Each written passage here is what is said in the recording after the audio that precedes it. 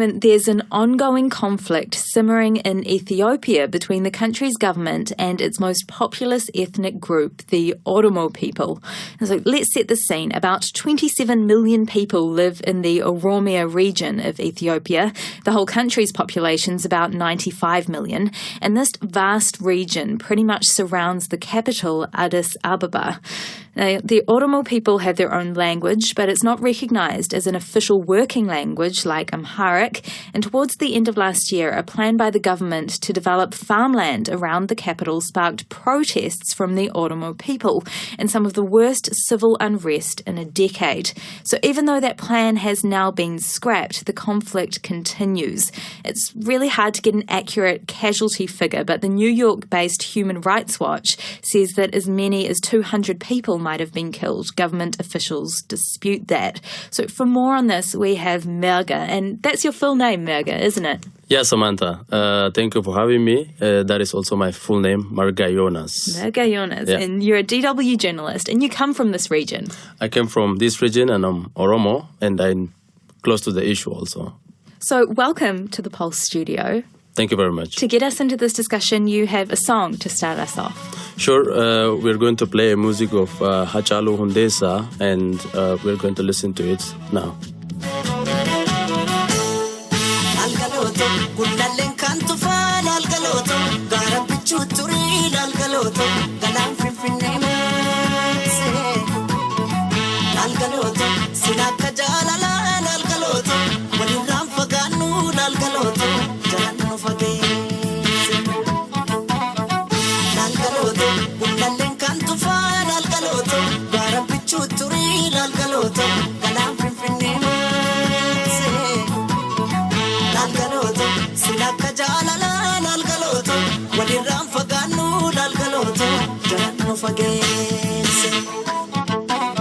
Digani gara sana gara digamu mande no basan adambane no adambo malin soreti ada sore irpani rabu sakabai sekani kangar no bata anjarai. Okay, Merga, so give us an idea of what these lyrics mean. Just to put it in a nutshell, it talks about the political subjugation and economic marginalization of the Oromo people. Especially the place he mentioned in this area is the surrounding Addis Ababa, the capital city of Ethiopia.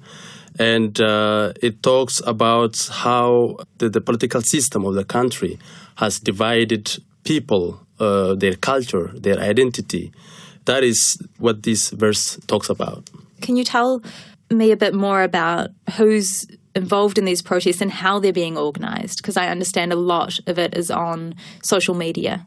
Well, that is a good question. I would say there is no formal leaders who are really heading the protest still from the beginning until today.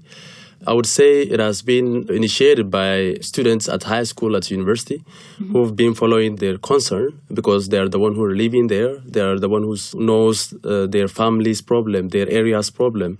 So they are the one who initiated the protest, and the public has participated in it. Later on, for example, the Oromo Federalist Congress has taken their issue and participated in the protest, but not as a leader, but as partaker itself. Okay.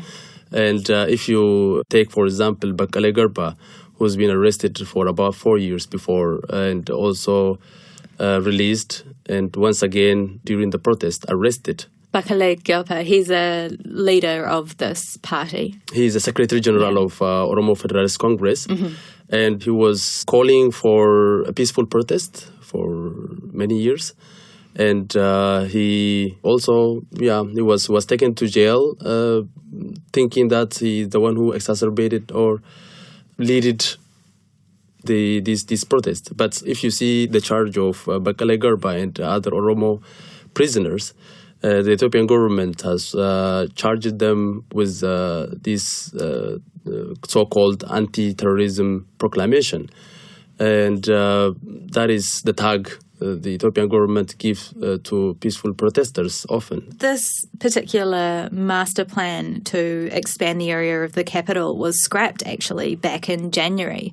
But if you look up the hashtag on social media, Oromo protests now, you see news coming in all the time about the fallout from these protests, and things are still going on. I see a few days ago a social media activist was charged with inciting violence for something he wrote on Facebook. Can you tell me more about the ongoing fallout? Yeah. The government announced in January that it has scrapped the master plan and even closed the office that is following up this master plan issue. But if you've seen also people who have been arrested during this protest still languishing in jail, if the government has genuinely scrapped the master plan, it should also release those who have been arrested during the protest. That's why it's still the hashtag and everything is still active. I would say most of Oromo people see the current ruling system as a deceptive government. They don't have full trust on the government. So whatever the government says, they don't believe it. They want to see it in practice. They want to see government showing them in work, in doing it.